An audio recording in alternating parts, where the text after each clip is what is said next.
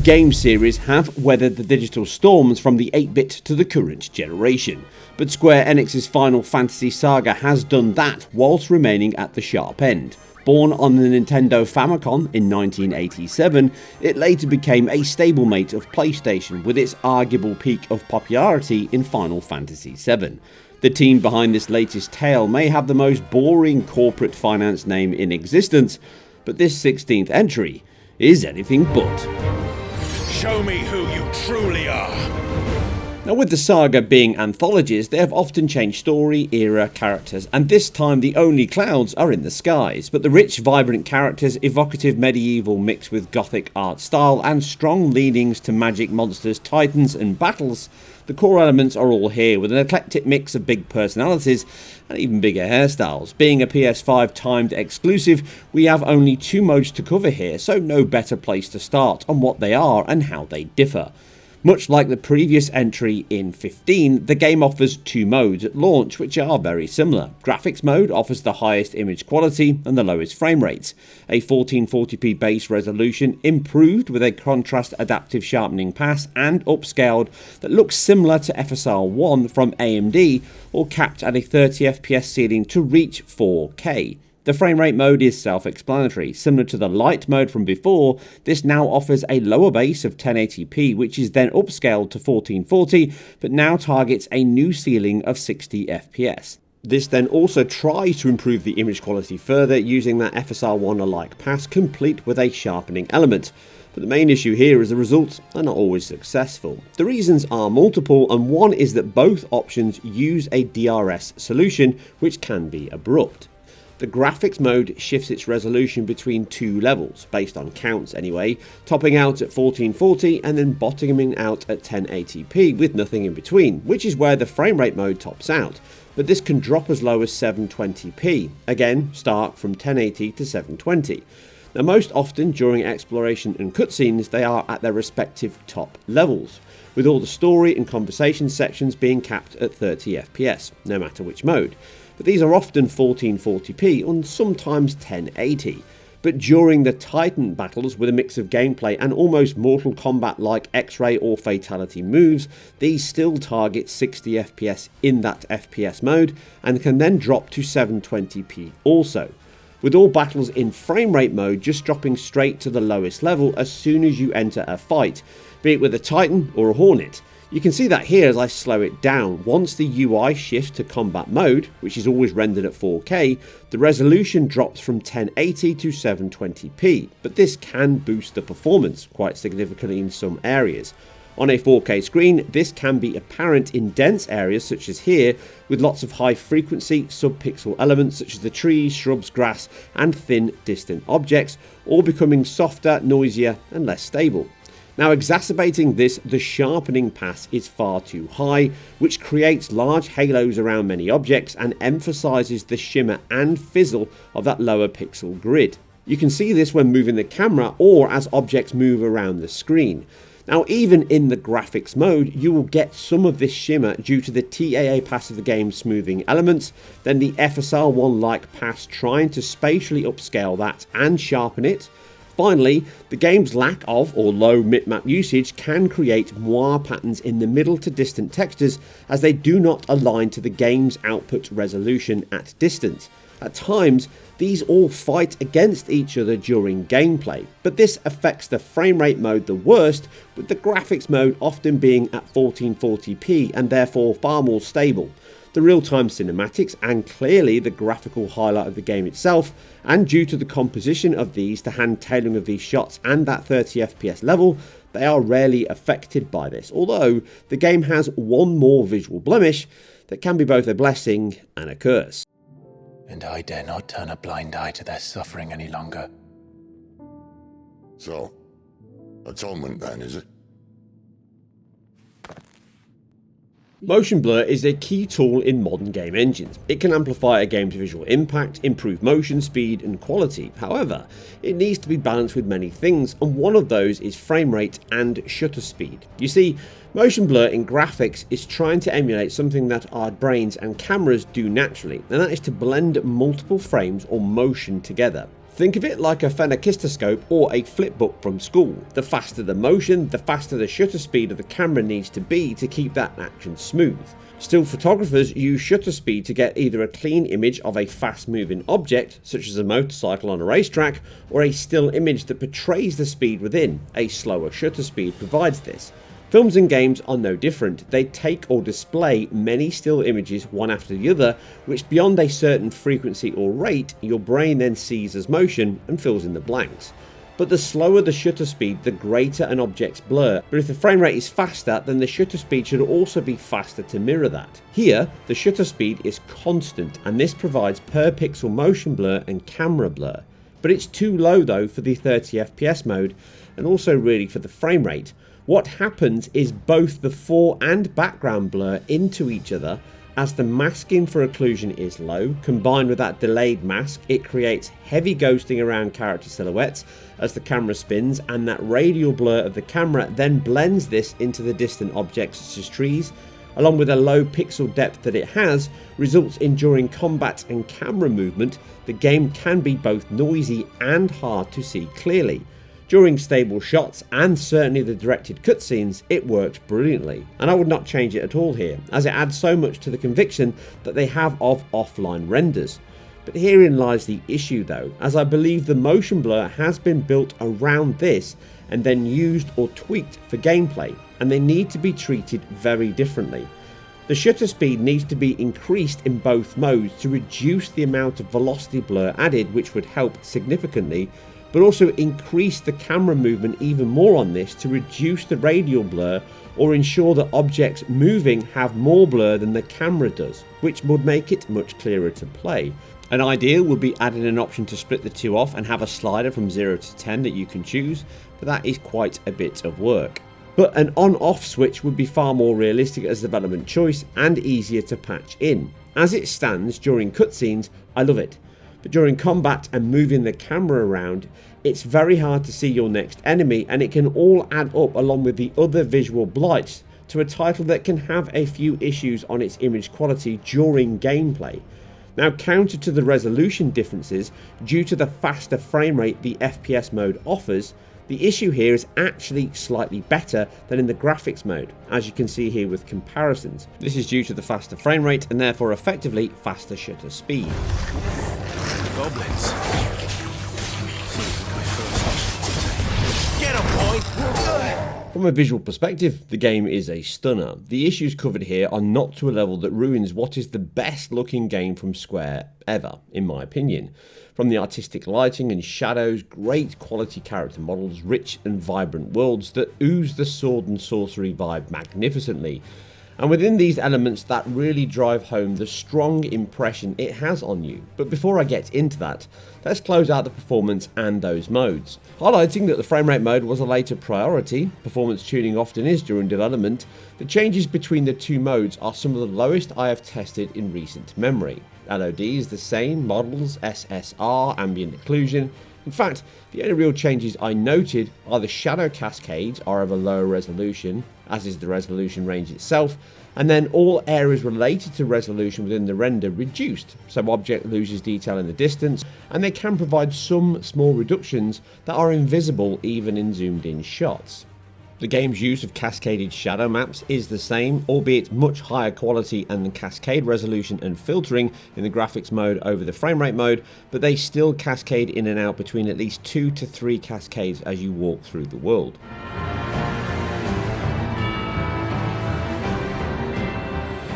It's rude to keep a girl waiting. No, the real doubter here is the performance, but I suspect, much like Final Fantasy 15 did, we will see a patch later down the line that maybe improves these modes or adds a third. Recall that 15 had a 30 FPS mode that had severe frame pacing issues on PS4 and Pro alike, and then a light mode that was really just an unlocked 1080p mode of the patched 1620p high mode. Now, performance was never great. At best, it could hit the high 40s to low 50s. It did help in combat, but it never transformed the title. And this is very similar here with 16. Aside, the graphics mode is nigh on perfect, and the team have worked hard here, as likely the focus from the start, to build the game around that 33 millisecond frame time in mind, and it shows. From all my tested sections in gameplay and real-time cinematics, although some of those are video files, again just like 15, it never buckles, and my advice right here and now is to play on this mode as it feels and plays superb, and it is the most consistent. But that frame rate mode is almost a damned if you do, damned if you don't affair. On the one hand, myself and many are glad they added it, as it can hit a solid 60f in the bigger boss battles and even some smaller sections, which does feel great. But in others, it will often be in the mid-40s and sometimes even back into the 30s. The range of VRR is also not a saving grace here, as it can drop below the 48 FPS level on PS5 too frequently to really be a viable solution. Now, the issue during play is all about the inconsistency of frame delivery. It often stays within the next refresh of 33 milliseconds, but during any open areas, towns, hamlets or cities, it can be much closer to 30 than 60. But when it jumps into the mid-40s or higher, it feels much better, but it can be jarring during play, even during quieter segments. And this is where the damned if you don't comes into play. Had the team left this mode out until further optimization work was complete, such as reducing the dense geometry in the world where possible, reducing LOD, alpha effects, particles, screen space, etc., which would likely result in an increase in resolution and performance alike at the expense of overall fidelity, such as ambient occlusion, then this mode would have been a bigger impact and become a viable choice for most of the audience, and be more positively received when it did, in my opinion at least. However, the other side of that coin is the argument would have been, well, why not add a performance mode at launch and just drop the resolution down to allow it to hit 60? And herein lies the rub. Making games that scale so drastically from 30 to 60, doubling a performance effectively, it's never as simple as we on the outside would like to think, and this game reinforces that. Even at 3 times lower resolution, the game can only be 20 to 30% better performance at times. Yes, at times it can be double. So many aspects of a game's engine and certainly rendering pipeline have various costs, and many of those are fixed, such as animation, skinning, draw calls, etc. And by simply dropping resolution, what you're really doing is giving a small part of that pipeline less work to do in half the time. Really, textures and in-game assets need to be tweaked, PBR material composites reduced, bandwidth, triangle counts, and likely even CPU elements. And all these take more time, effort, cost. And I hope the response from this mode does not sway teams away from working on a performance mode either at launch or later on. It can be done, but you need to factor that into your development schedule, maybe from the start or at least partway through when you're into that beta and alpha stage. If it weren't my team and choice, I would have held it back until improved to reignite the game's hype levels when ready with a more robust 60 FPS mode. But maybe this is the plan from the team, with a third 40 FPS mode, which may be the perfect compromise between the two, albeit only available on 120 FPS screens. In the present day though, that 30 FPS graphics mode is perfect, and I welcome the choice, but the cost and variable performance it offers in the game makes the graphics mode the default option, which is what it is within the menu, as if the developers intended that all along. Now, the engine of choice here is not 100% known. The team are not keen to confirm. What we do know is, based on a 2018 Japanese developer's presentation, they started work with Unreal Engine 4, which is the same that powered the 7 remake, but quickly shifted to an updated 14 engine with strong links to the Luminous engine. And within the game world, the models and characters and rendering techniques, they do share many aspects of that, from the extensive and simply beautiful GPU particles that dance from strikes, magic and more, to the flowing hair that uses high hair triangle cards and resolution with physics reaction to wind and movement. Cloth and movement of garments comes from Marvelous Designer, and this helps the team iterate fast, with many designs having baked in wrinkles and detail with normal maps, and then they animate the rest with CPU and or GPU managed physics. Equally, the large range of character models were created from scanning the team's faces and then making a base set of approximately 5 head types and then blending between sections of these to create the varied cast of characters. The main protagonist and antagonist likely have more care and attention lavished on them, and these are then animated using a range of blend shapes for facial expression, frowning, scowling and such, and then higher density bone rigs for the highest quality real-time story segments, which use motion capture and performance capture. Like most aspects in the game, nothing is bleeding edge or groundbreaking. What makes this quality so striking is the attention to detail effort on each of these aspects and the sheer density of the world, with incredible high geometric detail throughout, with no signs of tessellation or aggressive culling, likely being an area the team could use later on, ripe for optimization, along with the clear memory streaming areas also. What is the single best feature though by far that ties all this together is the art direction in the assets, from the exceptionally strong physically based shaded materials that add a warmth and richness across every area, like a painter's canvas, to all the varied diffuse and specular reactions they have with the impressive and I'm sure very expensive lighting and shadow system, which pulls all these things together. Again, this is so artistically driven, like top quality manga films of the 80s and 90s. Tone mapping and colour choices are bold and emotional, bright blues and reds to the softer, more medieval, darker tones mixed with burnt oranges in candlelight. The game has some of the best shadow map quality in games, with the main characters looking to use percentage closer filtering, something which the Luminous engine also supports, to simulate contact hardening of heroes from the sun, and combined with the high resolution maps and great filtering can look like a hybrid ray trace solution at times, although I doubt that is what they're using. The engine does support it. Now, either or of these being used alongside the contact shadow proxies, screen space shadows and ambient occlusion, which adds up to a cheaper solution than full ray trace lighting, but still a very expensive choice due to the high geometric detail of the world and the resolution and quality of both the light and darkness. See here as multiple shadows are cast underfoot, and they all have contact hardening, offering a soft penumbra that peters out as the object moves away from the contacting source. In the real-time cutscenes, the only place where ray trace shadows could effectively be in use and make sense, in my opinion, as these are always being locked at 30 FPS, they would have the headroom required to achieve this. But even in the camera mode, you can see the exquisite material of skin, mud, steel, leather, all sample the screen data via SSR, and these are all merged with the surface noise map, offering stochastic reflections and self-reflections, be that on Clive's sword or armour, the crab skin, to the wooden table as you pick up a cup. Although the world is always in motion with swaying trees, grass, hair and fire, it does not react much to your presence, and water still uses large SSR pass, which can again show disocclusion and artifact, again improved over the similar looking Luminous engine solution. All in all though, you'll be hard pushed to find a game on any machine that screams next generation graphics than during these gorgeous real-time ones. And they are now as close as to what we have seen in prior pre-rendered ones in previous Final Fantasy games. Alright then.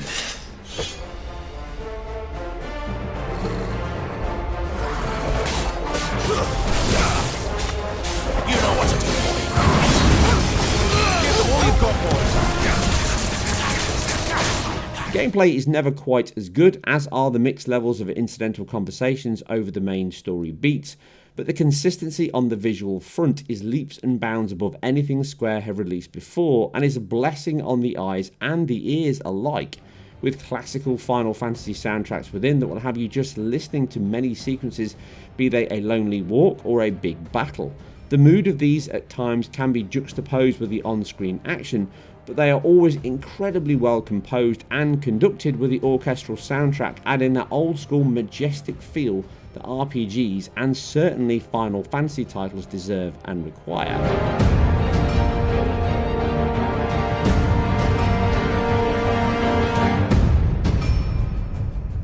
Voice acting is also very good. I personally love the exhaustive use of English accents throughout the game, from Welsh, London, the Geordie tones of Gab. Thank you, Gav. I'd be lost without you. Yeah, I'm just doing my job. No need to make such a fuss. To the deep, gravelly Yorkshire voice of Sid, with the man-of-the-moment voice actor in Ralph Ineson. But we weren't alone, were we? There was the fellow you saw enter the whirlwind. Aye. I saw him too. You didn't dream it, Clive. He's out there. The story is okay, if not really a huge leap forward. It does at least offer a coherent and believable tale of character arcs and motivation, and it certainly endears you to their plight and aspirations. Finally, Loading is like cartridge days of old, another big improvement, be it fast travel across the 3D map in less than 5 seconds to loading into a game from the main menu in around the same time. This is light years beyond the 32-bit CD generation and back to the heydays of 8 and 16-bit cartridge gaming. They have used the PlayStation 5's SSD and hardware exceptionally well here, and be under no illusion, they are certainly filling that RAM space to the rafters with the amount of detail within. I don't think I could do this without you. You never were one to hide from the truth, even when we were young. Final Fantasy 16 is, in my opinion, what 15 tried but failed to be. A brand new tale within the Final Fantasy world that will bring new and old players back alike into a brand new saga. And on that score, it succeeds and then some. The leap up in presentation, audio, visual and quality overall perspective, it's impossible to ignore. From every door you open to gigantic titans you fight, this feels beyond the level of last generation hardware in almost all areas.